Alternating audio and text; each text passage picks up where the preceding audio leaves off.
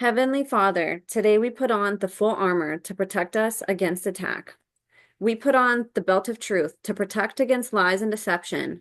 We put on the breastplate of righteousness to protect our hearts from the temptations. We put the gospel of peace on our feet to walk in your light, peace, and freedom with the Holy Spirit. We rebuke anxious thoughts. We take up your shield of faith for protection to block and destroy all the darts and threats thrown at us by the enemy. We put on the helmet of salvation to cover our minds and thoughts, reminding us that we are children of a mighty King. We are forgiven, set free, saved by the blood of Jesus. We take up the sword of the Spirit, your living word, that has the power to demolish strongholds and is sharper than any double-edged sword. We come to you, Lord, in prayer daily. In Jesus' mighty name we pray. Amen. What's up, you guys? Welcome to The Imagination. I'm your host, Emma, and today I'm absolutely honored to have back on the show Satanic ritual abuse, MKUltra, and child trafficking survivor turned whistleblower, writer and author of the book Unplugged, artist, jewelry and craft maker, clothing designer, gardener, content creator, mother, and my dear friend, Brooke Federline. In case you're new here, or if it's been a while since you've heard Brooke's testimony towards the beginning episodes of my podcast, here is a short recap. Brooke was born into a multi-generational bloodline family in New Zealand and was placed in MKUltra as a young child, where she was used for various roles, including a sex slave and a Delta assassin. Brooke's story spans her own country as she was trafficked all over the world, including to the United States, where she was used and trafficked by elite politicians and others, including one infamous politician who we have heard come up multiple times on this podcast, named Hillary Clinton. Brooke woke up to and broke free from her programming as an adult, and ever since has been blowing the whistle on government-sponsored child slavery. On Brooke's past podcast episodes on the imagination, we've discussed tons of topics such as sharing her testimony about the New World Order, elite occult hierarchies, spiritual realms and spiritual beings, reptilians, and so much more. Brooke's research and the puzzle pieces of her story have been instrumental in helping other survivors throughout the years not only better understand their own experiences, but heal from them. Brooke is the author of the book Unplugged and has a YouTube channel under her name where she has provided invaluable information over the years that was way before her time. Brooke has worked tirelessly to bring awareness to the horrors of experiencing and healing from the heinous crimes that were committed against her and millions of other children all over the world. And despite the heavy doses of retaliation and spiritual warfare she has received for speaking out, she has unwavered in her commitment to provide the public with this crucial information in hopes that it will create a safer future for the children of tomorrow and for survivors of today. Brooke is back today to dive deeper into her testimony, to share additional memories she has recalled since the last time she was on, and discuss some additional important and relevant topics around MKUltra and healing. Brooke is an absolute wealth of knowledge and an inspiration, and I feel blessed and honored to have called her for a friend for many years now. Brooke's teaching helped me immeasurably as an advocate when I first started learning about all of this, and she's been a loyal supporter of this podcast and to the survivor community since day one. I ask you all to please put away whatever you're doing and give this brave warrior of a woman your full attention as we take a deep dive into some important topics today. In a world of people who look and cower away from these hard topics, it's courageous whistleblowers like Brooke who help lift the veil from our eyes, shine a light on the darkness, and who encourage other survivors to step up and be courageous in sharing their own testimonies. She is a true light in the darkness, and if you aren't already familiar with her, prepare to be in just as much awe with her as I am. Before I finish introducing today's guest, I wanted to give just a couple quick reminders and updates. If you'd like to be on the podcast, share any information privately with me, or send me a written testimony to be in my upcoming book series or to be written in a Substack article, you can email me at imagineabetterworld2020@gmail.com or standbysurvivors@protonmail.com. As some of you know, my YouTube channel was recently terminated, and I'm being forced to pivot and use other streaming platforms to get this important information out to the public and disclosure communities.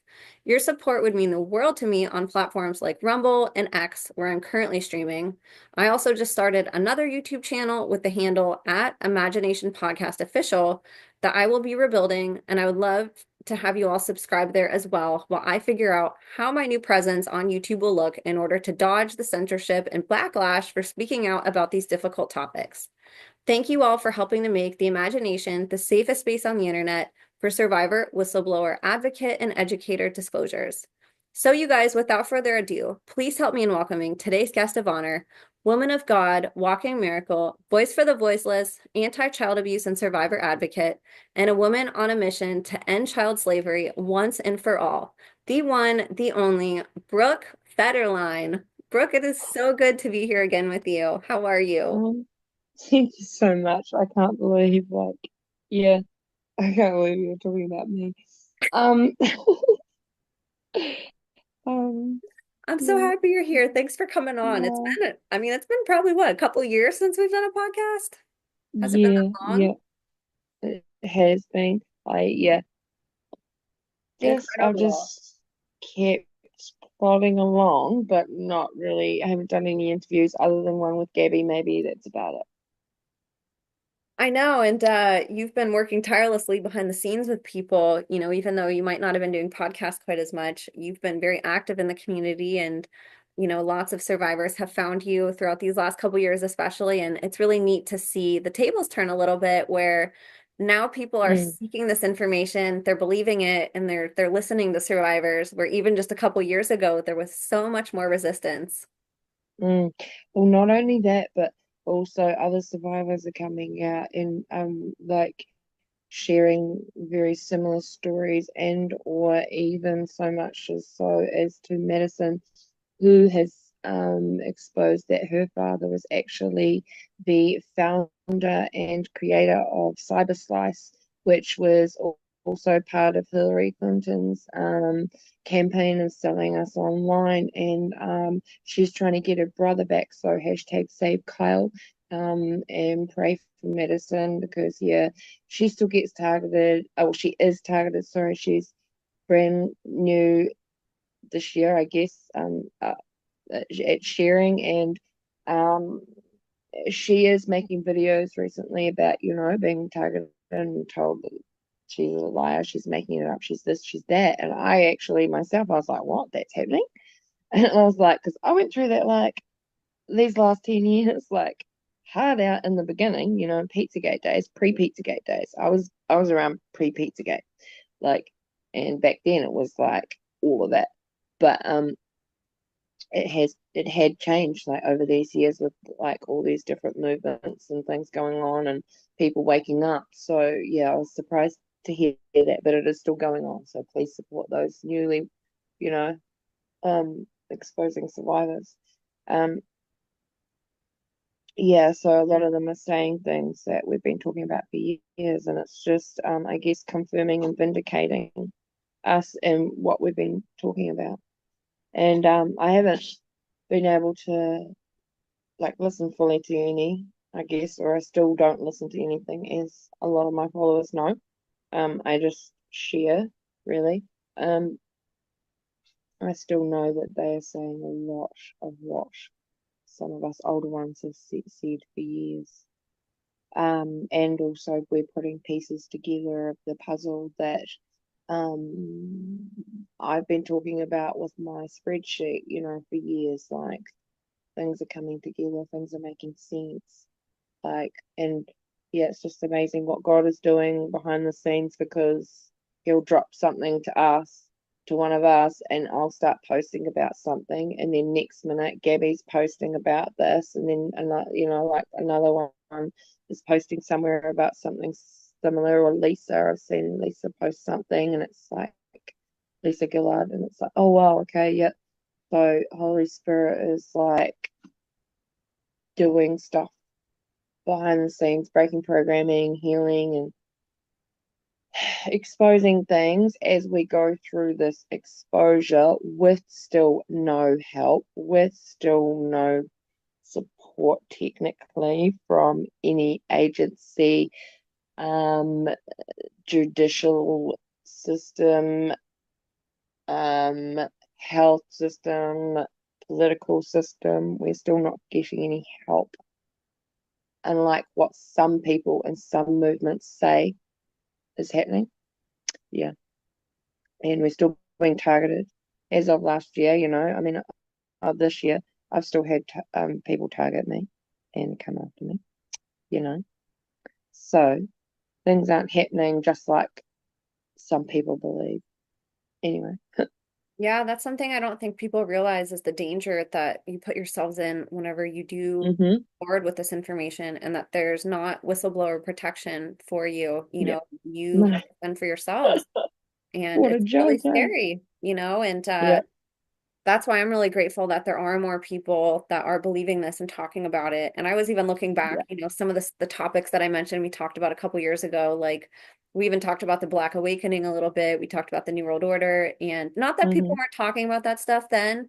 It was more people in our No. community though, where now like you can go online and see kind of like the normies talking about this stuff. And it's like, wow, like look how far and like kind of full circle, even just a couple years ago, this information has grown so much that you've been talking Mm. about specifically for Yeah. about 10 years now. And so it's really neat Yeah. to see, your hard efforts paying off and more people, validating what you've been saying. The yeah, I had that on Telegram recently too. I found a page that had been sharing things for a few years. Didn't know who they were or whatever, but I found that they had kept screenshots of things that I had said years and years prior, about the rise of the Phoenix and the Order of the Phoenix and who's involved and things like that, which is the Luciferian kind of government. And yeah, they like even came up with this hashtag, Brooke told us, Boy, that's because I've awesome. been saying these things for years. Yeah. And now like all these things are coming out. Um, these very words, which is even shocking to me, you know, because all these years I've just, and I'll continue to say it, I felt like I made it up, you know, you feel like you make it up, you made it up, but you know, Of course, yeah, especially when you're isolated and you don't get to, meet tons of other survivors. And now that there's more speaking out, there's more people that have, for instance, come forth about somebody like Hillary, and then yeah, for other survivors who have named names, now there's other people validating their story too. So that's also yeah, really nice to see too, that whistleblowers like you that have been saying stuff are slowly chipping away at people who have been scared to speak out, and now they're just like, screw it, I'm going to speak out too, and so your yeah. stories are even getting validated that way too, which is really wonderful. So I'm Oh, really yeah, happy that's to have you amazing. back. I went back and listened to some of our first episodes, and it's neat for me to go back and see how much I've learned in a couple years, because I was so new to this whenever you and I had first connected, and you were really teaching Mm, me stuff that I, didn't really know how to articulate as well as I do now. And although I'm still learning and I'm excited to learn more from you today, there's a lot of new people that follow me. There's a lot of new people in general that are looking for this information. And it's been a little while since we've, talked about your story and, what you've discovered in the last couple years. So I thought maybe we would start. One of the things I realized we didn't talk about on the episode where we shared your testimony much was sort of how you ended up getting into this to begin with, into MK Ultra, and to talk a little bit about or I should say, if you wanted to paint the picture maybe of some family history, how this eventually got to you and, how and why you were placed into these programs. yeah, yeah, because you don't really go into it willingly. Um, so yeah, generationally, granddad obviously was. Um, And so my first memories of this are from really young, and some people would think it was crazy, you know, like how young, but many of us do have memory. And when you have traumatic memory, you can like split it off and house it, and it gets housed behind amnesia, but it's always there, you know. Um, so I remembered uh sharing that I met Cursor Jensen after she was abducted. Now, this was a long time story in New Zealand of this girl who had been taken in September years prior in 1983. She was a girl who was on the beach with her horse, and she went missing. So I met her after she was abducted. Now, when I was waking up a few years back in 2015, 16, I was sharing these things and I didn't know how I knew or whatever. Um, because not all my memories, flash or come back like as a full picture. But I knew I was connected to her. And then I found another man, Justin Davis. And I also remembered later on, or as a child, I knew the day that my great grandfather, the Beast, passed away, that he had passed away. But I only remembered or knew how I knew that day a few years ago. And a lot of these memories come back in pieces, so you don't fully see the picture or the puzzle like when you're just waking up because it's all in fragments all over the place. And then you've got all the warfare and all that sort of thing. So parts of you reveal the information, and I only knew that I was a part of the Stuart Merovingian um, bloodline of the Illuminati. Um, but I didn't actually know that was a real thing. Um, I also knew that my son was to be sacrificed for Hillary Clinton, and that other politicians were going to be presidents and prime ministers and things like that over these years. So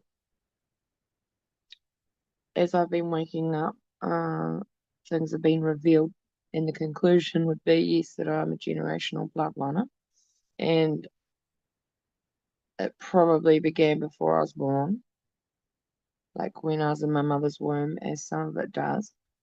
I was also programmed to program, so I was programmed like yeah to do this to other kids.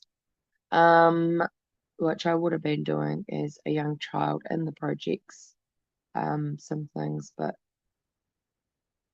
they made other kids do stuff to me too. Um, that's what they kind of do there. And yeah, my granddad, he would be at rituals when my mum was placed in care, like in the hospital, right? Mum would be put into the hospital because she would be having a moment, I guess. And but now what I know is they would have triggered her. And we would go into foster care. In foster care, we'd be taken to this witch's house, and then the witch, we stayed there. She'd lock us up in different rooms and things like that. And then I'd be locked in the hallway mainly. I remember the hallway. But that's probably part of my programming as well. Um, and then we would be taken to rituals, and then I remember Granddad being there, so that was kind of weird. But these were all his friends, and he was friends with politicians. Like, I do believe he was also MK Ultra and a CIA assassin as himself, and a part of the projects because he was an Illuminati Grand Wizard. So he wasn't just a Freemason. My mum definitely says he wasn't a Freemason. We have this little, about it. And so now, after all these years of recognizing and finding out, okay, you actually don't have to be a Freemason to be in the Illuminati because you're born into it. That means he probably wasn't a Freemason, but he was definitely an Illuminati Grand Wizard. And that's a Luciferian. It gets complicated because you have Luciferians who do satanic stuff. But then you got Satanists who don't do Luciferian stuff, if that makes sense. So I was married off to Lucifer in a ritual. I was betrothed to that ritual that Kirsten Jensen was murdered at. And when I was waking up in the 2016 era, 2017 time, um, when I knew that I was connected to Cursor, but not how, and I knew that it was connected to being married to the beast, I actually looked up when she was abducted, and it was several days before the married to the beast ritual. So it all made sense. But, once again, how do you really confirm to yourself? Even though I say I am the evidence. Um, that's my family involvement. So great granddad, the beast, was at this ritual. And I do believe that the Prime Minister of New Zealand, and previous to lead to the trans one that we just had, or one of them, because there's Cindy, Jacinda, and Jace. Um, the other Prime Minister that resigned without 24 hours even notice, he was at this one that I talk about back in the 80s. I believe it's his selection ritual that she was murdered at. Um, and just on a side note, if people have watched Split, this is just coming to me by the Holy Spirit, I guess. Um, if you've watched the movie Split, when I talk about the beast, if you see the end of it, it's kind of like what they wanted to create in some of these MK Ultra kids. It's pretty horrific. If you know that movie, the guy here abducts some chicks. Yeah. So I've talked about this before, being like, yeah, the end goal. Also, like, years and years prior, I used to go on and on and on about these bills and laws that the government were going to do, but I didn't even know that they were, like, it just was coming out of me. So obviously I didn't know. It's hard to explain because they program it into you. But I was saying about the euthanasia bill, the hate speech bill, the forced vaccination bill, the abortion bill, um, oh, and a bunch of other things that the government were going to do. And then I was talking about Delta for years, and Delta this, and Delta that, and Delta, and I was a Delta, and I was a leader of the Black Army for the Black Awakening, and I was a Delta, and I was supposed to like track, train, and recruit Satan's army for the Black Awakening, and I talked about them changing the radio, the like using the TV and radio um, to trigger us, the Black Awakening. And that's exactly what they've been doing for several years. And as you would have just heard me say Delta, I'm sorry if that triggered anyone. It was a COVID communication of principalities. Yeah, for their for their plan. And they've been using it for years to wake up the leaders of the Black Army for the Black Awakening. They used all their codes and all their triggers and all the different numbers for the different variants that are actually programmed into sleeper soldiers' minds to be awakened. So yeah, the public's been unaware that they are awakening their own assassins. And yeah, so that's my job of kind of like, I guess exposing it. And I pray about it all because yeah, I have no fellowship with the unfruitful works of darkness, but rather expose them. So Granddad was friends with all his politicians. Well, I guess he was just one of their slaves, I guess, really. Another handler. Um, so he was an acquired child. Um, the story goes that yeah, the beast that I talk about, great granddad, he acquired him. So that's it. Um, and it's probably through the projects, you know. And then my mum was adopted from one bloodline into another, into that family. And there's three of them. And then like all our names and birth dates and things like that all add up to different specific occult numbers. My birthday ends up being 1111, which kind of like is 1111, which is on the American dollar bill. Not only that, I was called Phoenix, and all the whole dollar bill I was programmed with the symbology. Um, and yeah, it all comes down to New Zealand via Project Paperclip and the doctors that came here via that after the war. There's many German families here operating it, and we are currently on the second generation of mind control Project Paperclip doctors here in New Zealand.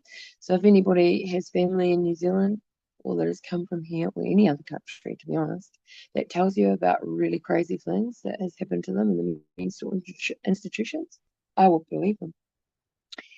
Yeah, they're not crazy. Those things probably happened to them. We currently got this Royal Commission in New Zealand going on, and one man who's been really, really pushing that and information for years, trying to get help for himself and others. Malcolm Richards, I think. Um, he shared something the other day about the electric shock and how it was being performed on children, and some children were like actual, like, pooping their pants and things like that, or whatever, and some died and stuff like that in these projects, and that they don't, I don't think they understand that they're sharing and talking about MK Ultra projects. Um, maybe they do, but yeah. So this royal inquiry is been going on, but I'm not having a part of it because it's just another information gathering on survivors as to who's exposing what and who remembers which politicians at which rituals. And I remember them all.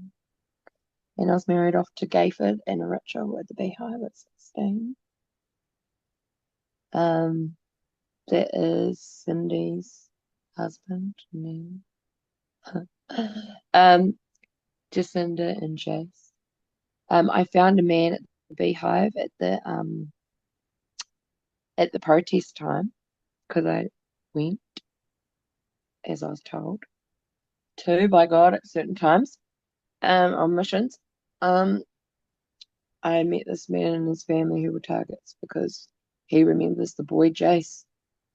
It was crazy, Emma. Oh my gosh, I was trying to walk through this area, and then the Holy Spirit just like, okay, it must have been like 20 angels touching me or something, trying to stop me from walking past these people. Because when you're in the presence of angels, you fall on your face. Like, if anyone has said, yeah, if you've ever had that power or the anointing come upon you, like, don't expect to be walking fast. Anyway, so I was trying to, like, I knew within me that I had to talk to these people and I didn't want to. And like I was getting slower and slower. And like at the protest, all these people had put up tents and stuff and around the footpaths. So I was trying to walk through the footpaths past these old Maori elders, a group of old Maori elders. Sorry. Anyway, by the time I was getting out the other side of the gazebo or the tent, I was like pushing through. I don't know, it must have been, yeah, like a bunch of angels.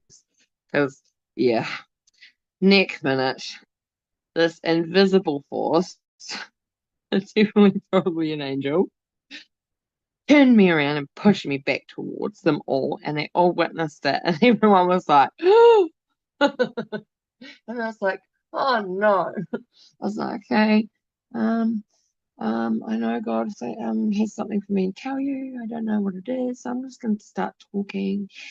But well, I grew up in a family full of, you know, Freemasons and occultists. Wow, my head's getting really warm now. Woo! Um, thank you, Lord. And yeah, so I grew up with a family full of occultists, and I remember talking about all these bills and laws and telling everybody all of these things years ago. And I'm only here because I don't know, I've got to share this and tell people as I'm told to tell people. And I told them like a bunch of stuff I can't even remember. And then, like I said, and there's more than one of her. And then next minute, I get a tap on the shoulder. My ears and my head right now is so hot. Oh, I'm definitely meant to be telling you. Um, so this tap on the shoulder, and this guy goes, "You just made the most sense to the most traumatic time of my life." And I looked at him, I was like, "What?" And he turned to the Māori elders and he said something in Māori, and then he goes, "This messenger's for me. We're going for a walk."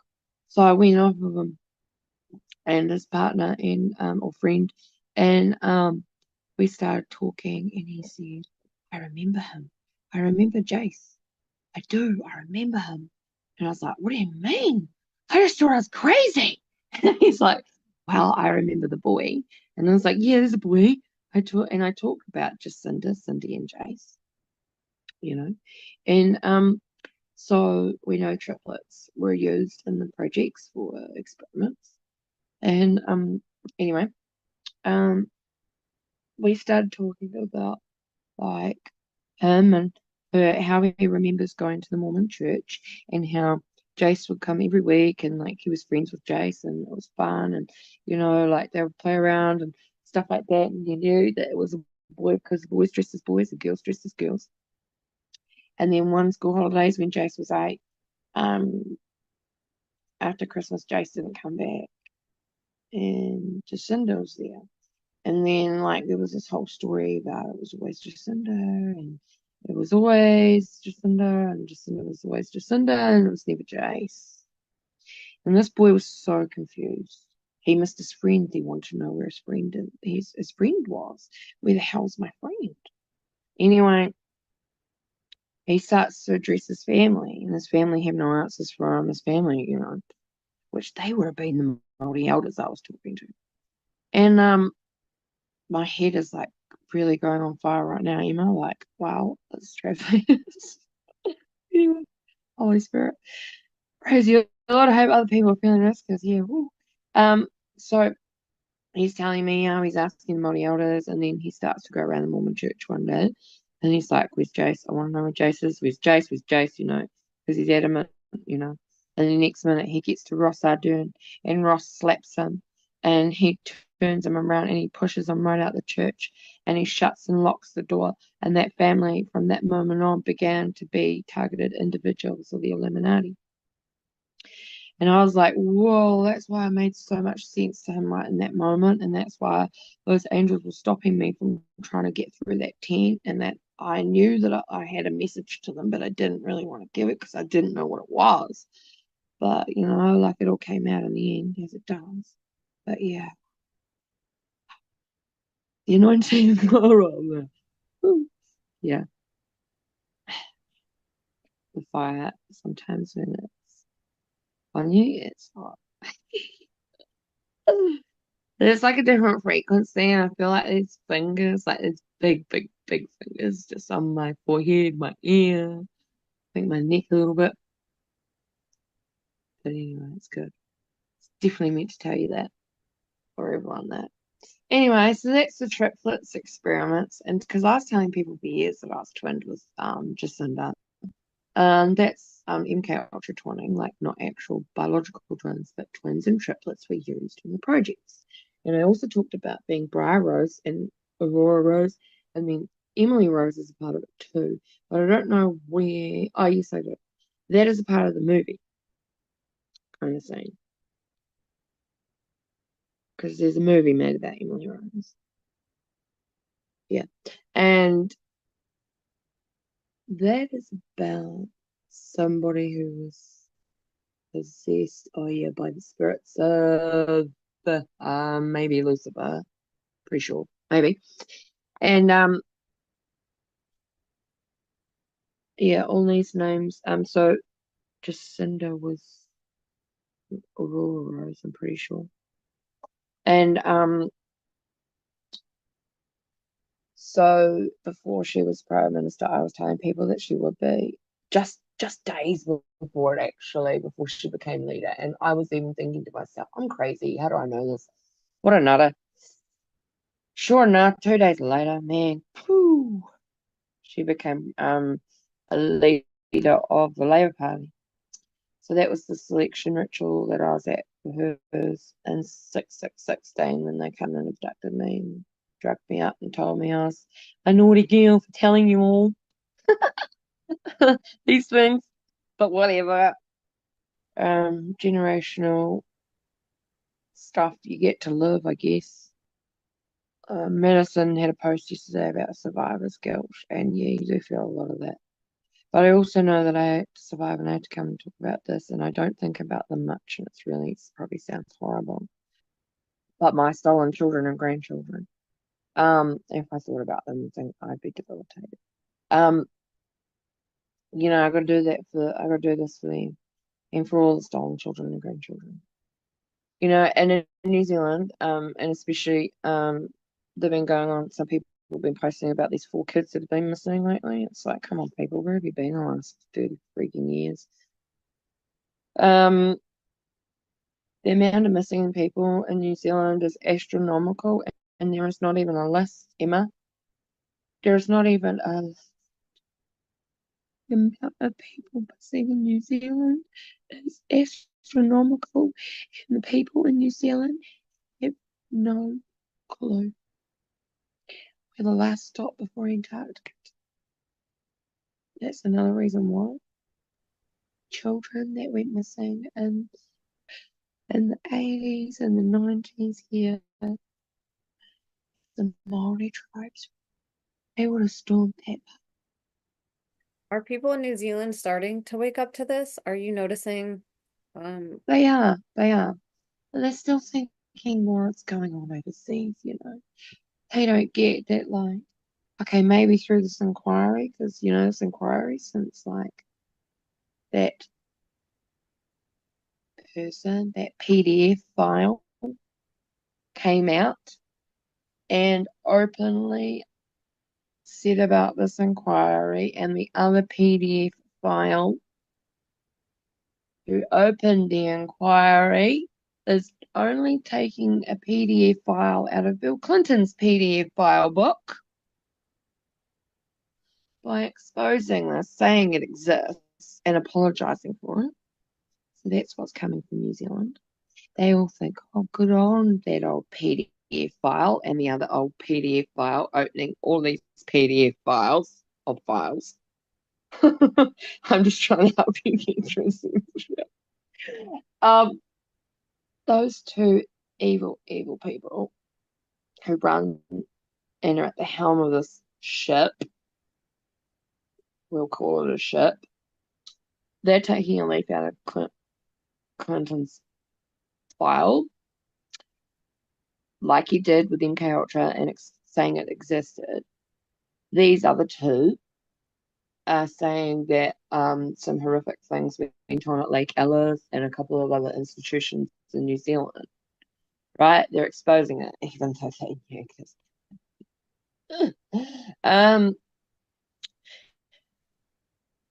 Since they have exposed it, over 200,000 people in that very week rang up ACC, which is the Accident Compensation Commission of New Zealand, who is just another information gathering company on us survivors, saying they remember. So over 200,000 people remember and are alive in New Zealand.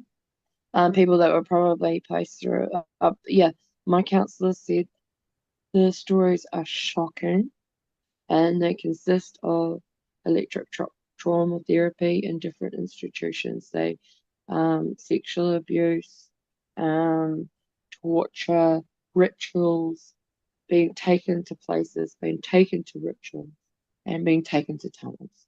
So everything I've been talking about and that got called crazy for and blah blah blah blah blah, and about to do with the MK Ultra stuff has been going on the public sphere, just as I said it was, in the psychiatric facilities, right under everybody's nose, and one PDF file to another PDF file are the ones that are exposing it, and everyone is probably just going to eat up their crap and go, wow, good guys. No, they're not.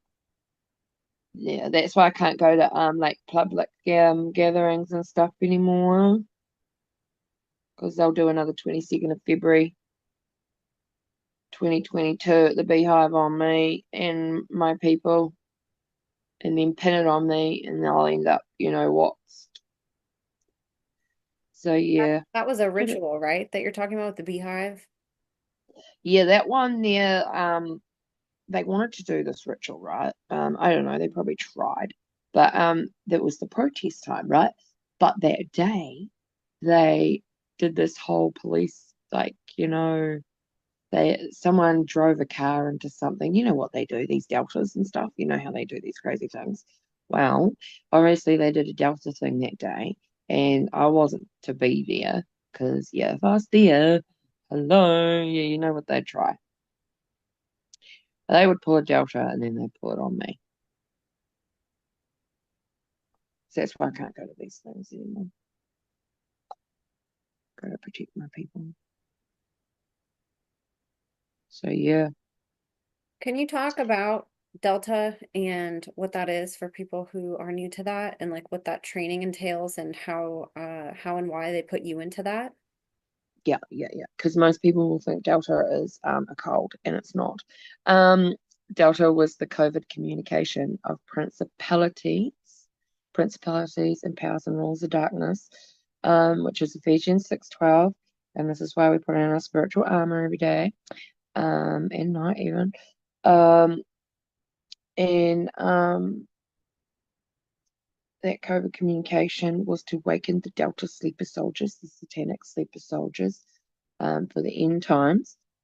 The leaders of the Black Awakening and the Black Army, which I was one, and I was a Delta, and I was trained to track, train, and recruit Satan's army. And so Delta has a symbol, it has numbers, it has codes, and we were programmed with different things. And so one personality, just one part of you in the multiple personality scheme of things that they trained is a shooter. And so, these shooters that go out, their part, their alter personality is called Delta.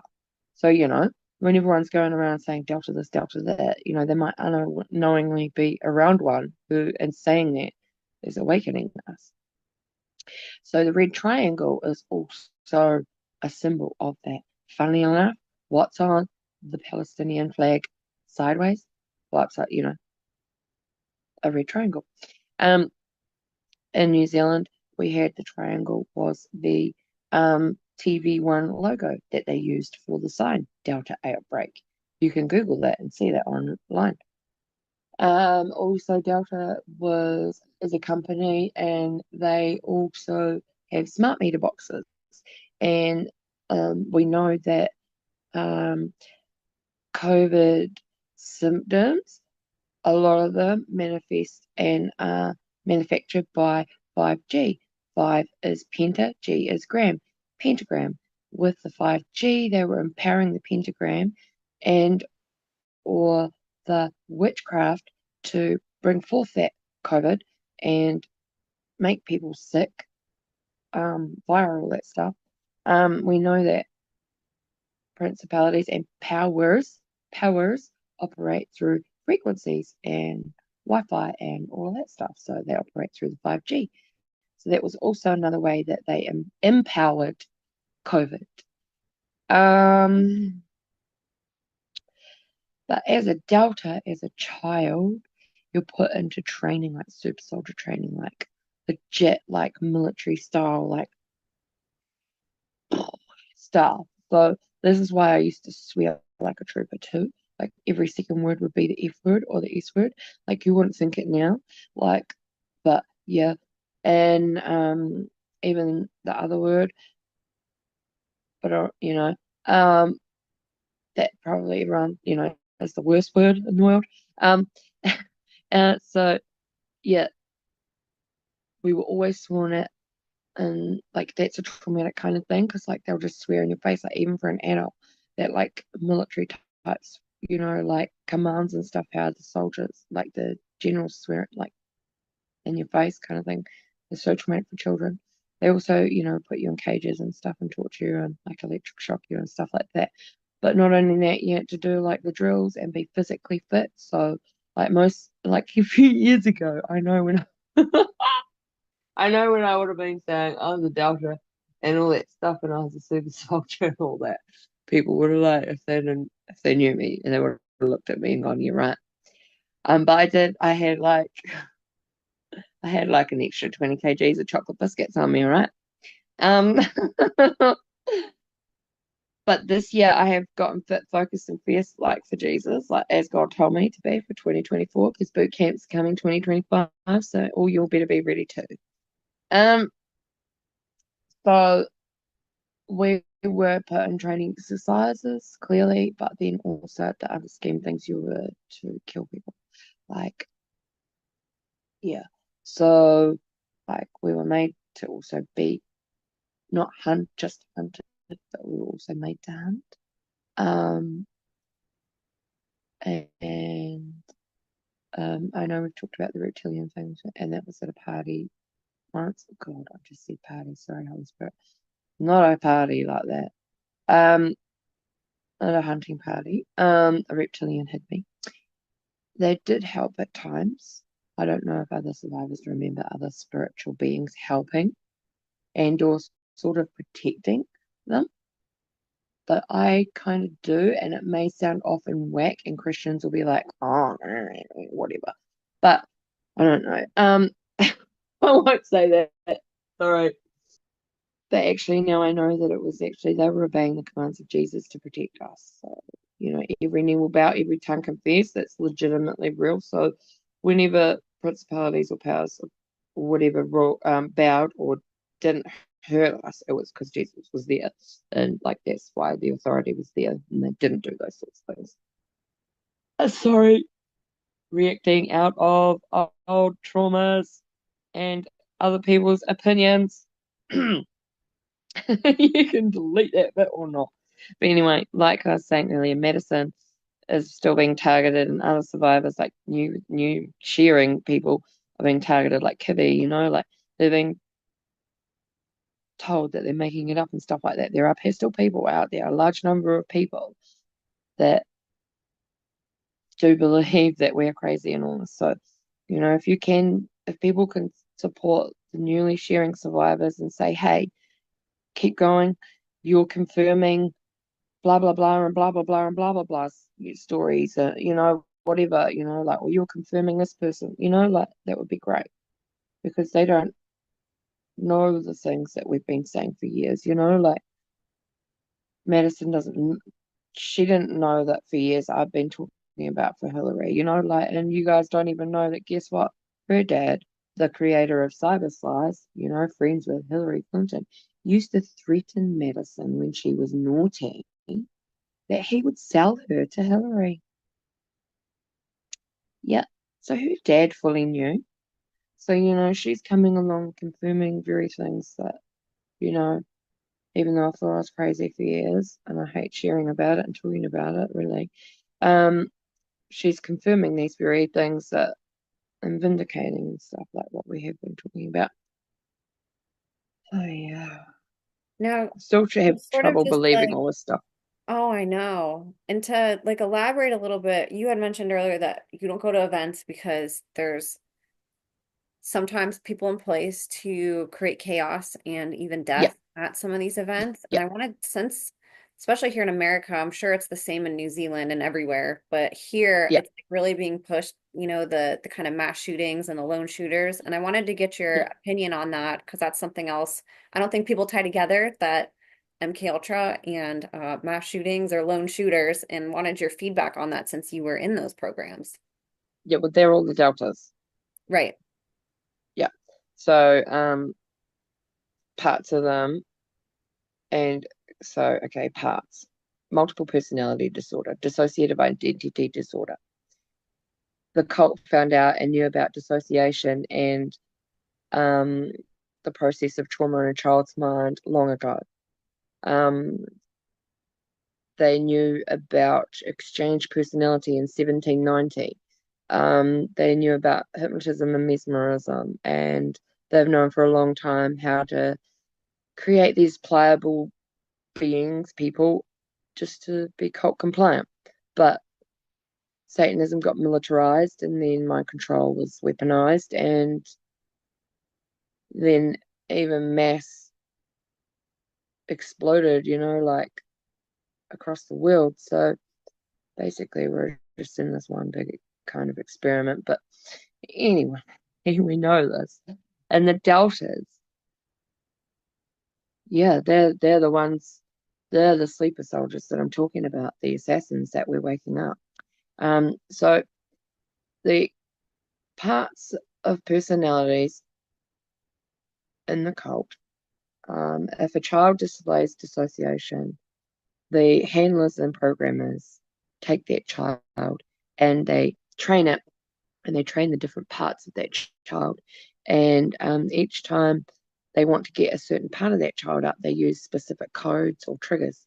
So they can have hundreds of different parts or personalities of one child programmed to do different jobs.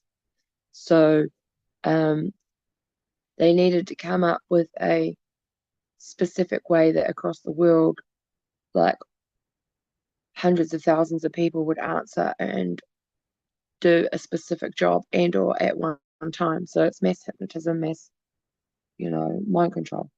And this is on people who have been brought up in it, like traumatized and had created multiple personality disorder within the Illuminati bloodlines. Like, not everybody is that. Yes, MK Ultra is being used on the public, and yes, Delta was another command that got people to take a shot, but it's just another level of what Delta is about. Then in New Zealand, the word shot was used a lot. One shot, two shot, three shot, four. Um, just to push the boosters and stuff like that. So that word just alone is a trigger. So this is what my spreadsheet is about, and all the words and codes and all that sort of stuff that the media and our politicians and governments have been using to awaken these mass shooters, the deltas. And this is what I've been saying for years, and why I've been trying to warn people for years and telling people stop saying delta, stop using these commands, stop using these codes, stop using the media's BS, like some people, yeah, like it's hard to put the puzzle together if you don't know. So yeah, that's why I know that I have to finish my spreadsheet. I know. And these shooters, the multiple personality part of them, yeah, is trained, highly trained. So I was supposed to be a driver shooter and that job here in New Zealand, and a while back that Cindy knew about, and that John Podesta came here for. So in between that time of John Podesta being here, Claire Clinton's campaign manager, and that job here that was live streamed. People know what I'm talking about in New Zealand. Well, I'll still talk about it. Okay. Yeah, I was supposed to be part of that job. So yeah, I got $24,000 a year before for it, for like to buy things and a car, because I was supposed to be a driver and a shooter. And but I didn't do it. I didn't. And John Podesta, in between that time of John Podesta, that's where I was going, sorry guys. That's where the trauma like messes, like, you go into PTSD mode. You're like, oh my God, I'm telling, I'm not allowed to tell. Anyway, between the time John Podesta and the time of the job that happened, and I do mean no disrespect for all the lives lost that were lost, because one site where the shootings happened, people died, and the other one was a recorded event, okay? So people did die. I know a man that actually got shot in the butt, still injured today. So that happened in New Zealand. There was people who did get shot. And if I was supposed to be part of it, and I was supposed to buy those things that do that stuff and have a car to do it, then it was definitely going to be a real job. Okay? Let's make that clear. But I didn't do it. I posted online, which I only found in recently in the last couple of years, that watch out, New Zealand is ripe for a hack, seeing as Podesta was here. I mean, ripe for a shooting. Ripe for a shooting, because Podesta was here. And that was in between the time, yeah, he was here in between the job that they did. And I couldn't believe that when I found that. I was like, oh my God, like I did know. I was supposed to be a part of it. It's horrible knowing that, like, because I did warn people for years at the same time, and people thought I was crazy, so I stopped talking about it. And then, like, the morning that it happened, it was horrible. Like the reaction that I had looking back, I didn't think about it for years. But God reminded me, showed me that my reaction was not normal reaction to somebody getting one text message, one worded text message, which the kid's dad texted me the morning of that happening because his workmate got shot in the butt at the place of that it happened because he went every Friday at lunchtime to do his prayers. Well, anyway, I get this text. I'm at home in the kitchen. This text comes through. The one worded text message was a swear word. Just one word, one swear word. My reaction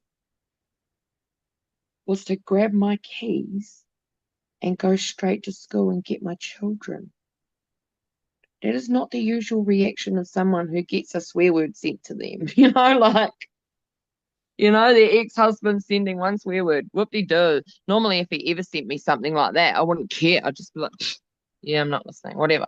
I'd be like, oh yeah, what'd you do? Hit your hand with the nail, with the hammer. Like, but no, my reaction was to get my keys and go straight to school to rip my kids out of school. Next minute, like seriously, I get to school and the teacher's yelling, shut the doors, lock down. Yeah, that was my reaction on the morning of the shooting. Like, that means, like, looking back now, all the crazy things I said or say, I was definitely meant to be part of it. That's not a normal reaction for someone, even for me. That's not yeah. All he sent me was the S word because his workmate got shot in the butt. That $24,000, I went, it's not like I could give it back. It's like, how do you ring the Illuminati and tell them to leave you alone and that you're not going to go do a job? Um, so I went and spent the money and I bought like lots of cool stuff in a car, but not that bad stuff. And I told people about it, but they thought it was crazy. Anyway, that's what Delta means, and that was a part of me, I guess, that was meant to do that.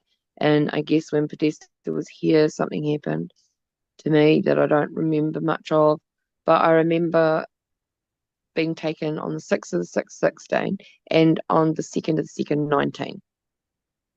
So probably the instructions from those days were why I posted what I posted online and went and got the kids, or went and tried to get the kids.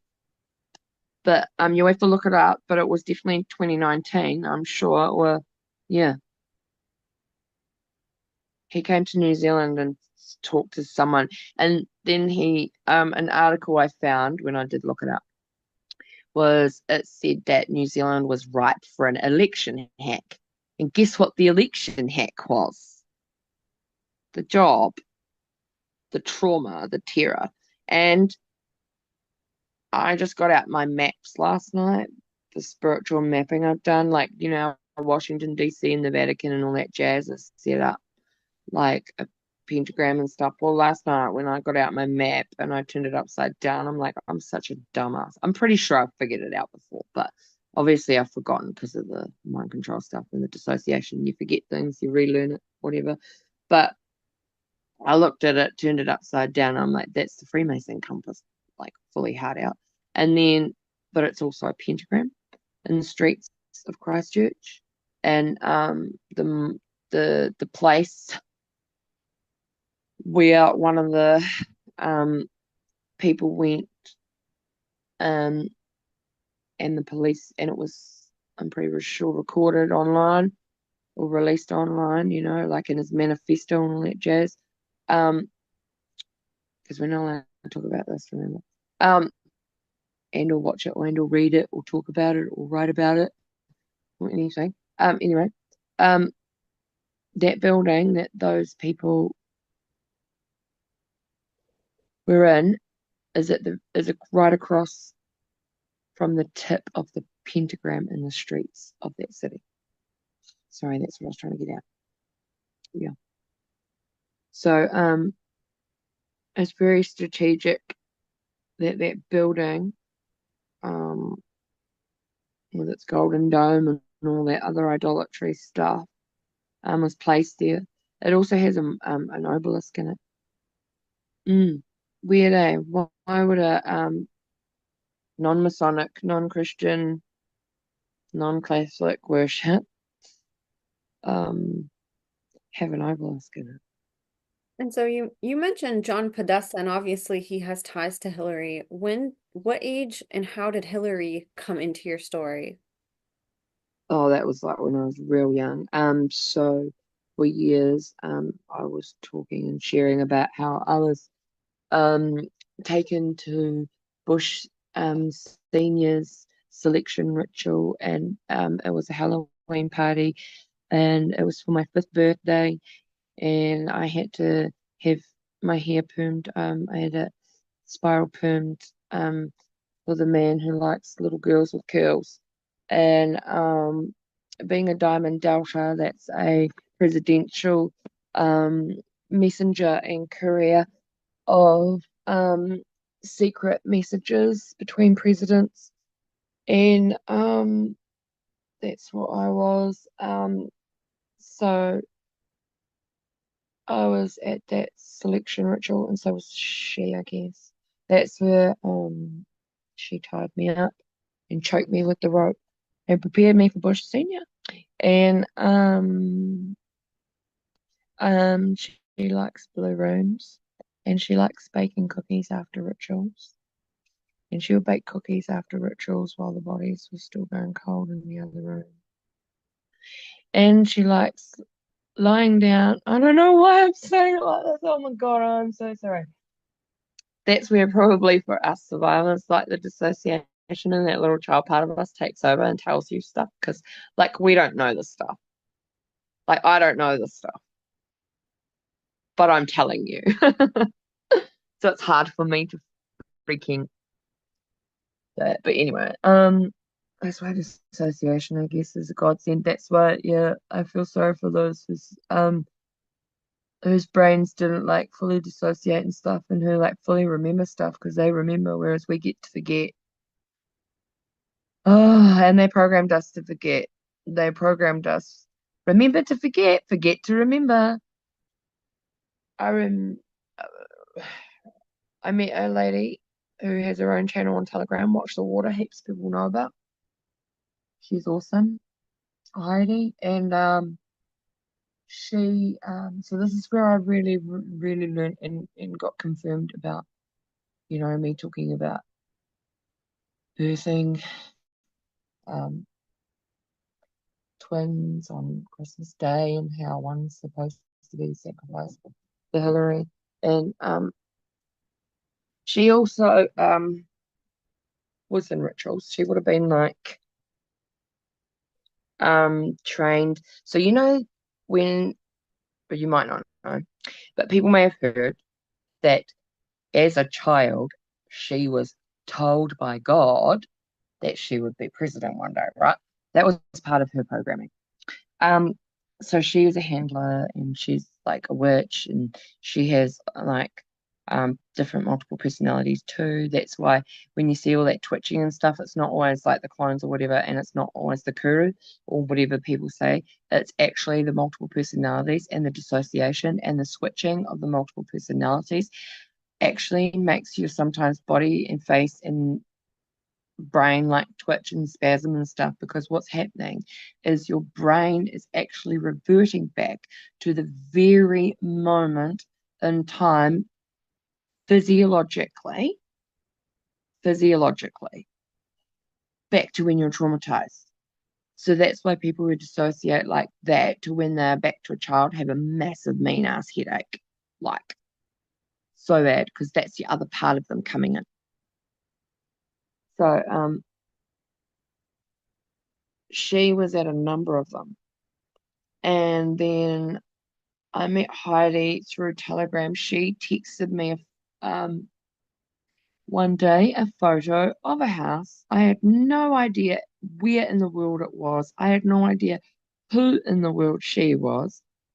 And I get this message oh my gosh,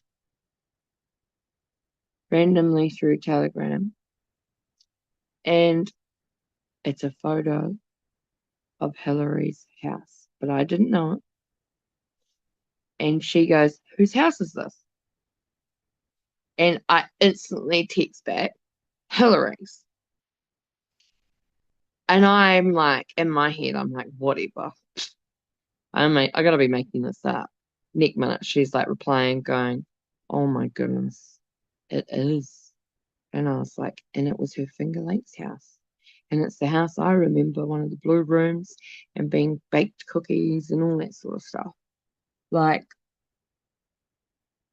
yeah, I remember the baking of the cookies but I do remember the bodies, but I don't remember how they died. I don't remember like a part of me will. A part of me knows. A part of you will always hold those memories. But like I guess the God-given part of dissociation is that you don't remember. But yeah, so she had a special blue room there. I guess blue's calming. It's probably yeah, we would lie down and cuddle and she'd stroke my hair. I think I might have been like a special one to her, but just like a protege, like just another one, but not, like I'm not saying like I was the one. No, because they tell everyone those lies. There's probably heaps of us. Um, but yeah, that was probably just one specific thing just to program me with. I don't know. Anyway, she and Helen Mirren also another time um played good cop, bad cop with me. I thought as a teenager. See, I used to have these weird ass fantasies that Helen Mirren would come and save me. I'm like, why? It's so weird and it's a bit creepy because I really, really liked her. And I don't want to say it, but I guess I thought I was fascinated with her and I did like her like in that way, but I didn't know why. But yeah, I've been delivered of that sort of thing, yes. Um, because yeah, I also on the other hand didn't like old people at all. Sorry, but I do now. I love you all. Um, um, God sent me to a lot of old people over the years. That has been one of the things that I've had to like really come to reconcile and come to terms. Like like not all old people are bad. Like I guess that's part of the healing and all that sort of jazz. Like yeah, like he sent me to a lot of older people because now I class myself as old, mate. I'm 42. But I know I'm also not old. But I guess and maybe parts of me like I used to like think when I was like a teenager that 25 was old. So I'm sure we've all been in that boat. Yeah. Yeah. So yeah. But some of the things that I used to say as well, like about all the plans were about how they were gonna fake a small awakening and they were gonna like fake arrests and fake deaths and then they were gonna go hide in their bunkers while the rise of the Phoenix was still gonna happen and like the one world government, new world order, and all that sort of stuff. And they'll use body doubles to like push this agenda and stuff like that. And I believe that's what's been happening the last several years. And I believe that's what's still happening, even down to the days and things I used to say for years, that Hillary would fake her death on or before September 13 and then come to New Zealand for the ritual and all the stuff and blah, blah, blah. And then on that date was the date that she fainted at 9/11 memorial thing. And that is the same date that a lot of people in a certain movement believe that she was swapped out or arrested and or died. And I'm like, no, it's not. It's the same date that is telling you all that they would fake it on. Since then, I've also been targeted, and other survivors are still targeted. Like, handlers are still after our asses. We're still online for sale. Like, hello, we're not getting help. Like, it's all a show. God always said the only help we'll get is from the public. To trust only the public. I don't believe that these people have been arrested or whatever. I think they're all gallivanting around having their fun still. I didn't realize that that meant that I was probably around in Reagan's time then. Because if I was at Bush Senior's selection ritual, then that he was like around that time. So it's kind of crazy.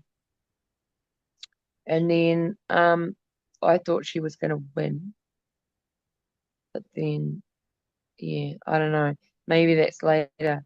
Because what happens if the rise of the Phoenix does happen is happening, and then people in that push her for the next election.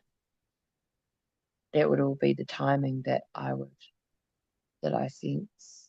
Yeah. Years ago, like years ago, I was in a panic each year that it was going to be that year, but then I also said it would be after my boys were 10 and after the king was crowned. And that's now. So, they are now, they'll be 12 this year.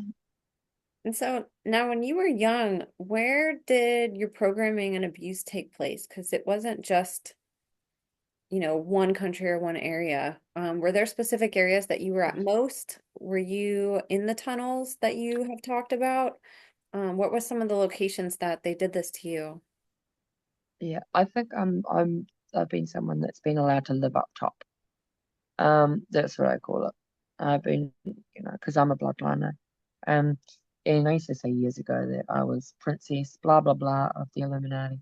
And then recently, I watched the Da Vinci Code, and I had a whole lot of revelations about why I used to say that. Not exactly that name that's in the movie there, but this other one that my name is, my real name, and that I was hidden down under in New Zealand for this reason, and to do the stuff that I was supposed to do, and to also open the gates to bring Elizabeth forth. See, frozen again. My brain goes. Okay, so for years, so yeah, I was born here. Well, I do believe I was born here. I don't actually know, right?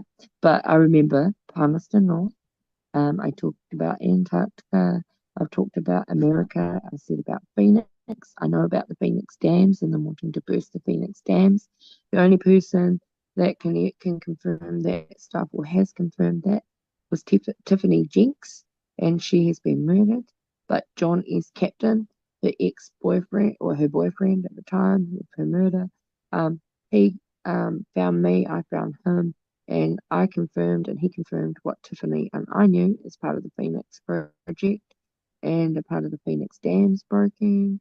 Um, and then I've been taken to Montauk. And recently, when Heidi came along and shared that picture about Hillary's house, um, I told her a bunch of stuff and what she could find at Finger Lakes, and then she found it all. That was creepy as because I didn't know.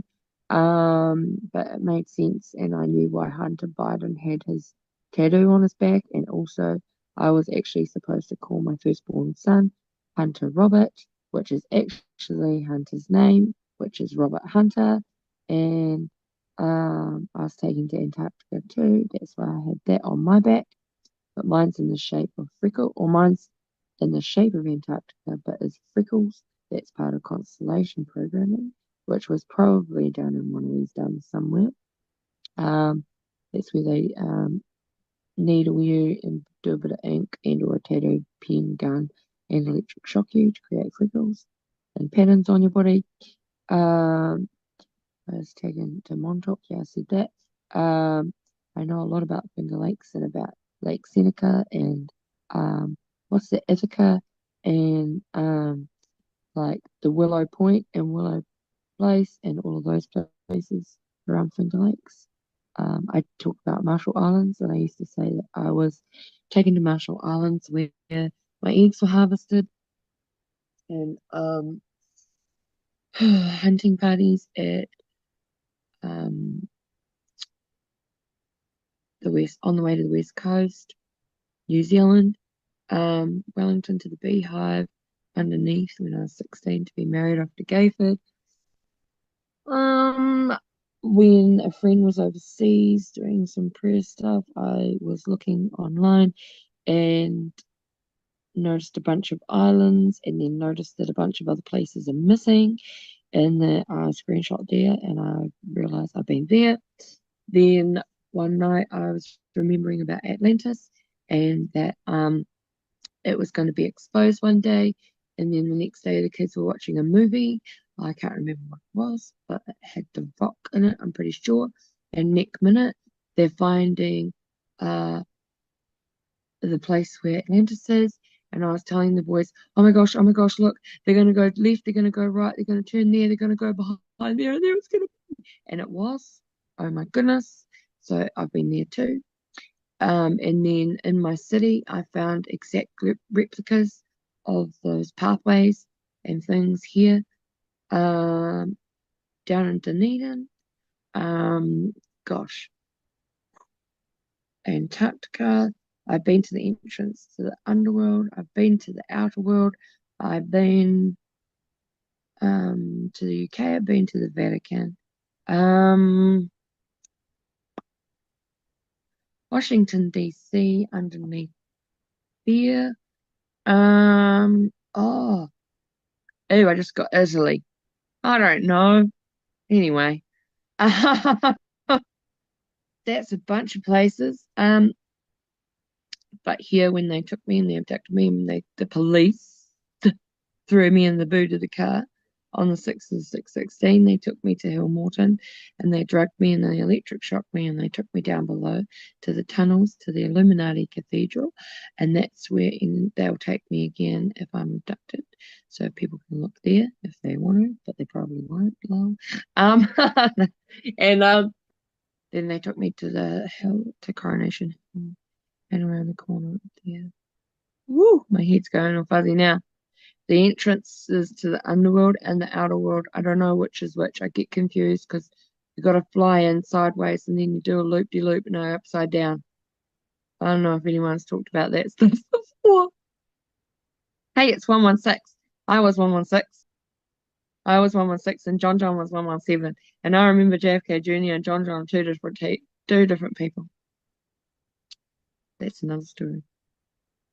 It's 116. Anyway, so Psalm 116 is really good. Yeah. So not all of those places. So what I found generally is when I've seen little snippets of different things is that some survivors, and I totally understand why, they say everyone was made to, or we all did this, or we all did that, or you know what I mean? Or we were all told this, or everyone was told that. But in fact, it's not true. That was most people's experiences and stuff like that is relative to their families and to their cult groups and to their cult beliefs and their cult systems. And so yeah, because sometimes it used to upset me when I would hear survivors say things like everyone gets taken to this ritual. Well, no, they don't. They don't.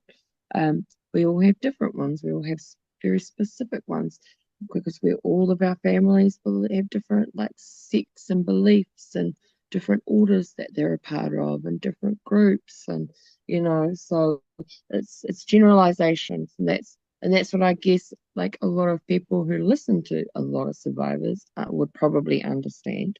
But it's hard for some of us. Like I've had to come to terms with that and realize that myself. Like, doesn't mean they're like, yeah, putting it on all of us when they say that. It's just, yeah, they don't know how to express it or understand it in that way. But I've learned over the times because I used to say that, you know, I I thought like at one point that I was the Antichrist for a bit too, but then I realized no, that it was the parts of me that were meant to go forth and to go to the gates to get Lucifer, to bring him forth into the person who would be the Antichrist technically, which is many people anyway. And it says there are many Antichrists, but then also I had a son who I was supposed to sacrifice for Hillary, and the other one was supposed to lead a one world order, like the one world government, the new world order. And he was, I believe, supposed to be the Antichrist that people call them the Pinder. And then over the years, I have found there are multiple women that have been told that have said that. So there, there's not just me, there are others. Um, yeah. So those are just little things and scripts though that they program some of us with. But very not everyone, very specific bloodline members, Thank you for like clarifying that. and my bloodline was mapped out. Yeah, yeah, because it's not everyone, that's for sure. And not everyone was part of the Black Army for the Black Awakening. That's why many MK Ultra survivors won't even know that they were a part of it. They won't have a clue. They might know that they were supposed to be part of bringing forth chaos, but I haven't heard many talk about that stuff at all. I've heard them talk. I mean, I haven't heard any talk about anything because I know I don't watch anything. Let's get that straight. We know that. Most of my followers will be like, "Hey, Brooke, you don't watch anything. You don't listen to anything. What are you talking about?" But when I see your little snippets scroll by and your little things with the writing on it and the little, I listen to little 30-second short bursts of stuff, Yeah. when I do, you know.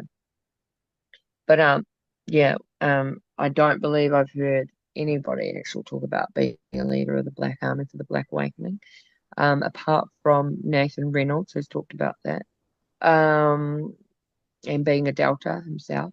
There are probably a few others, but I don't know if anyone specifically talks about being that, but I know people also do talk about being the chosen one because we were called the chosen one. And then once again, people have to remember that when we're talking about this and when we're coming out with this, some of our family members are going to say we're crazy because some of them have absolutely no damn idea that part of our family was satanic or Luciferian. They were kept out of that.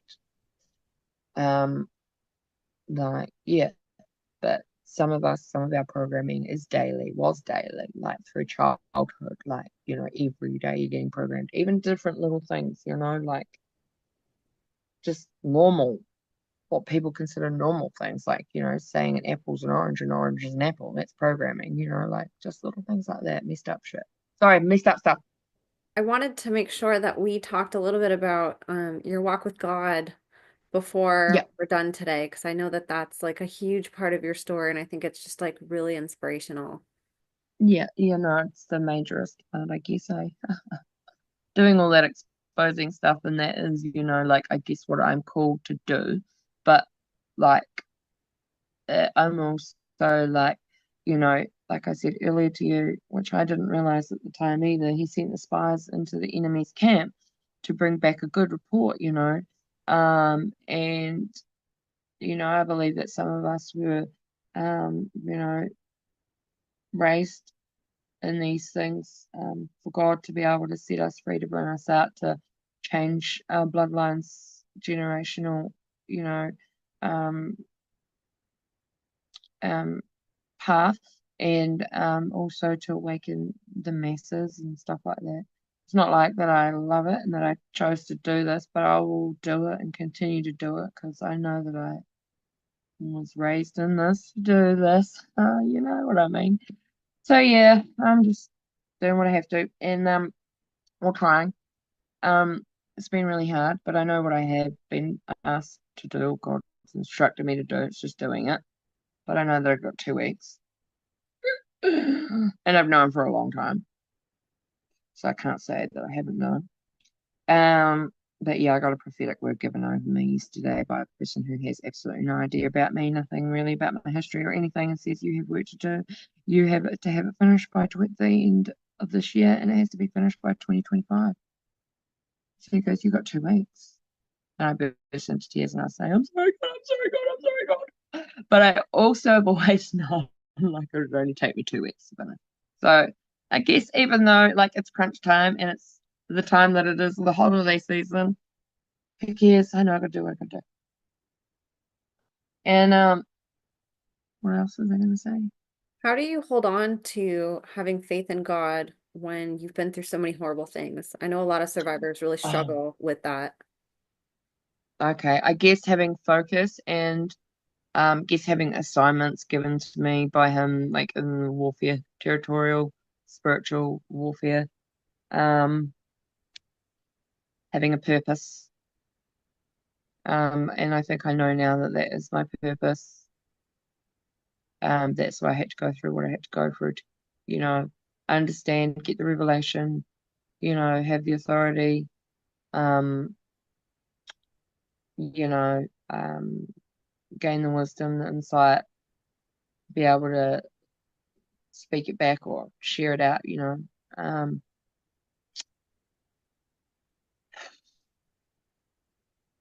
by being technically obedient up until that really last part, doing my books. But I know that procrastination and stuff is actually it's all to do with trauma and how much trauma you've gone through. And hello, I've got to write about my trauma. So of course I'm gonna procrastinate about that. And I've got a lot of trauma, so hello, it's gonna be a lot of procrastination. Ugh.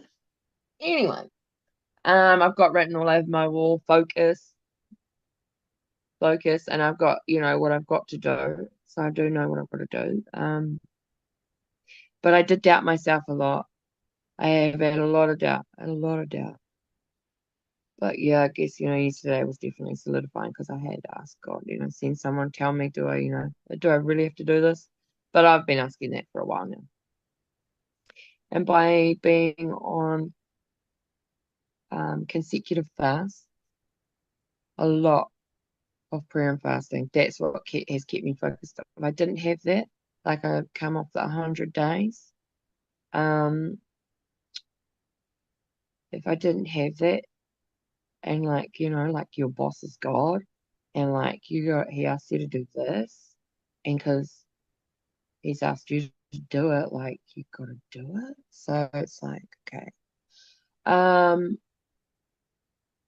it was pretty intense, like because every day I had to go walking, and like that's how I came up with all those pictures and all those words and those memes and stuff that I was making and sharing at times, and like because every day was just something new, like a picture, a vision, or whatever, and just a knowing, or and then I go out, and then like I'm literally getting told which direction to walk, where to go, and like I find things and see things and get the confirmation that I was, like of something that I might have been saying or seeing or made a picture of, like literally within 24, 48 hours.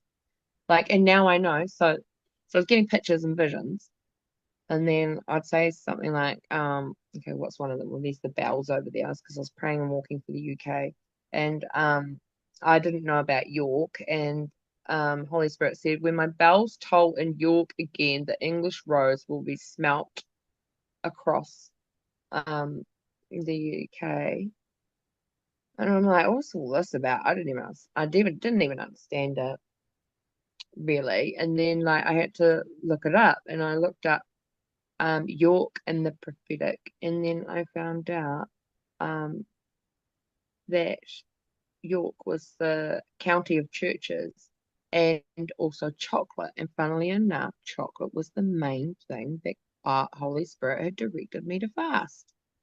And then also the York, the flag was the English rose. So it was just like all so much timing. And then 2 days later, within that 2 days, I went, you know, I go walking, and he's like left, right. It's legit. I'm getting told where to walk. And then I find the shop, and there's this like I'm walking in there. I know there's something in there that I have to find. And it's like my heart gets hot when I'm near or around whatever it is that I need to do, see, say, talk to people or things. And then next minute I see this bell, and I'm like, whoa. And I move the bell, and it chimes, and I'm like, whoa. No, I know, and I bought it. Like, and I'd already been having these moments with other things going on. But yeah, it was like, and then what was the other thing? Number one had done that picture of the train years and years and years before, and just before this 100 days, like I was getting about the glory train, and like the glory train's on its way and all this stuff. And then a couple of prophets around the world had messages about the glory train, and they shared theirs. And then like 2 days later, um, I go walking and I'm, praying and all that for the same sort of things. And I'm getting, left, right, left, right. I don't even know where I found it, but I found the train.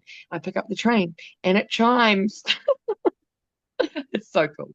And then I get about the English rose and the yellow rose. And so I'm getting all these prophetic things. And one wise man once said, prophetic intercession leads to apostolic action. And it makes total sense. And yeah, anyway, by the end of the 100 days, I got so much gifts, so much antiques, so much cool stuff from all over the city, like all these places. Every day I have a new story of somewhere cool, something cool, some person cool that God like led me to talk to, just like, yeah. So that's how I keep yeah, I guess that's all I do. It's really Yeah, I don't know. inspiring. And I know a lot of Yeah, people that follow you have, probably had a renewed sense of their own faith, seeing you never give up yeah, on yours and learning from you. And I just really appreciate all the time and effort you spent over this last decade, putting yourself out there, having a target on your back, getting arrows shot at you, and it's all for the good of yeah, helping survivors and making the world safer for children. yeah. The more that Yes, society knows definitely. about all of this, the more, I should say, the closer we are to hopefully putting an end to it, Yes. but your puzzle piece has been so huge in this big puzzle, Brooke, and we're just all really grateful for you. Thank you. Thank you. Just when you said that, like it was basically like God yelled, but um Beta, he said, what have I been saying all these years? So all these years I said this was Hitler's end time plan for the next race of beta sex slaves. Okay. Now, number two kid the other day, he's going on about his cousin and how she's alpha generation. I'm like, and I just the penny dropped. What? What do you say, son? He's like, blah, blah, blah, she's alpha, and the next generation's beta. And my jaw dropped to the floor. I was like, oh my gosh, everything I've been saying and that, all these years in that moment clicked about that. So, yeah, like all the pieces to the puzzle. That's definitely why I just finished the spreadsheet because it's alpha, beta, delta, gamma, theta, omega. Oh, yeah. It makes so much sense, more sense once I do it. And so where can Yeah, so people, you are on social media and we're really lucky that you are. Where can people connect with you? I'm on Instagram, YouTube, TikTok, Telegram, and Gab, but I haven't been on Gab for years. And yeah, TikTok, Instagram, YouTube, and Telegram. And on TikTok, it is But Brookie4233. And then really every other social media outlet, you can just type in Brooke Federline. And to me, it's always come up first. Maybe there's other Brooke Federlines out there, but it's pretty much just, yeah, you that pops up and populates with that name. yeah. And Etsy is Let There Be Light. Yes, and we have a book to look forward to that will be coming out soon, which is really exciting, and hopefully more art that you'll sell. And you Yeah. have Well, that I've link. got. Go Oops, ahead. sorry. No, go ahead. Well, I've got my first book on there. The one that I did, but I'm going to edit that because a couple of things there I've learned over the last few years, especially to do with Jezebel, I really want to reword. And then the prayers I want to reword and do bullet points. And then I've got two others that I released, which are short devotionals. And then I've got one more, I'll do that tomorrow. That really is about everybody who's struggling with understanding what you got to do in these times or God wants you to do like in the future. And I'm calling that refine your purpose and passion for God's plan in your life. Um, the other one, yeah, I don't know. I just don't want to do like the wrong thing. Anyway, God will tell me. And yeah, the other stuff. Um, I will upload as I'm doing it for sure on there. Well, we definitely And got then to I do think I'm this going to more. audio record it. Oh yeah, that would be amazing. Yeah, for those who can't read it. Well, let's get you on again soon so we can catch up on some more stuff because I Yeah, feel like we dove deep into some things and then there's so much more that we could talk about. But all the stuff that you talked about today is really important. You know, people need to know what happens to children as they're growing up in these network systems and programs. And it's really important too for survivors to have your wisdom and to learn some of the things that they may not know that they were being used for and will be used for, like the Black Awakening, yeah, and for society to understand that survivors still need support, that we need to be their yeah, army and we need to be there for them because there isn't yeah. protection for them, like how some people Mm, might think. So We thank have you so much none. for none, Yeah, we nothing. have none. We have no support. I know people believe that there are some things going on in the background and that people are being taken out and whatever, but not one of us, not one of your people who have talked to you have any help Nope, legitimately, really, or any lawyer or anything, and you'd think throughout this awakening, at least a decent lawyer would have, like, come forth, but no, um, not one. And those ones that did come forth, yeah, none of them have helped us, and some of us did ask, even Blinny Boy, and Sydney. So yeah, they can shove those opinions, because none of us are nope, getting help. nope. And yeah, so one thing quickly, God, to just quickly highlight was say the prayer. So well, the sun just exploded in the house, and it's a grey day here. Okay, so on the 22nd of the 7th, 2022, um, this prayer just downloaded, dropped in my brain. I'd been waiting for years for it. I knew something a bit easier way was coming to be able to just break that in prayer, break some of the mind control. And people had already heard you know, I break the mass media mind control at every brainwave level, alpha, beta, delta, gamma, theta, omega, epsilon, beta, zeta, right? Da da da. They heard that prayer, but this day it just came through plain and simple. Break the programming. Alpha to omega at every brainwave level. Alpha to omega. In the mighty name of Yeshua HaMashiach, Jesus Christ of Nazareth, the one and only. So that is the prayer. And then also for survivors who dissociate, there was another one that I got given, which really helps. And sometimes, of course, if you are dissociating for periods of a time, it might be hard for that part of you to remember it, to say it, but it is that you pray to break dissociation at every brainwave level over all parts present.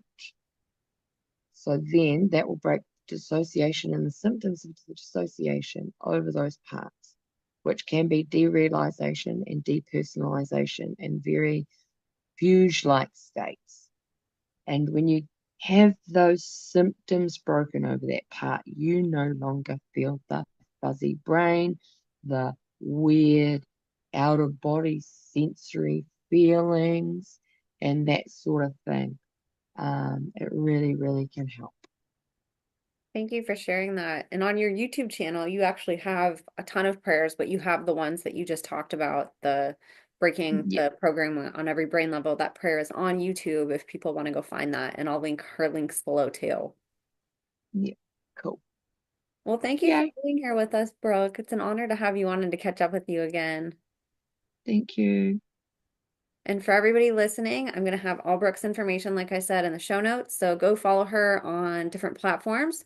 I didn't know she was on TikTok and just followed her today. So go check her out on TikTok too. It's always nice whenever we can go share and support survivors across different platforms. And of course, it lets the enemy Yeah. know that, hey, we have our eyes on this person. You better not do anything shady. So give Mm, Brooke your support. We have a book to look forward to. Hopefully that'll come out soon. And if it does, let's bring you back on and we can promote it and share and, talk about your process of creating it. But in the Yeah. meantime, I'll have your Etsy link where people can get your other book. And I Okay. encourage you guys to do that, especially if some of you have friends that are waking up to this. Supporting survivor small businesses is a really great way that you can, of course, support survivors, but you can also use what they're creating and Yeah. hand it off to somebody else and educate them on it. So thank you, Brooke, for everything.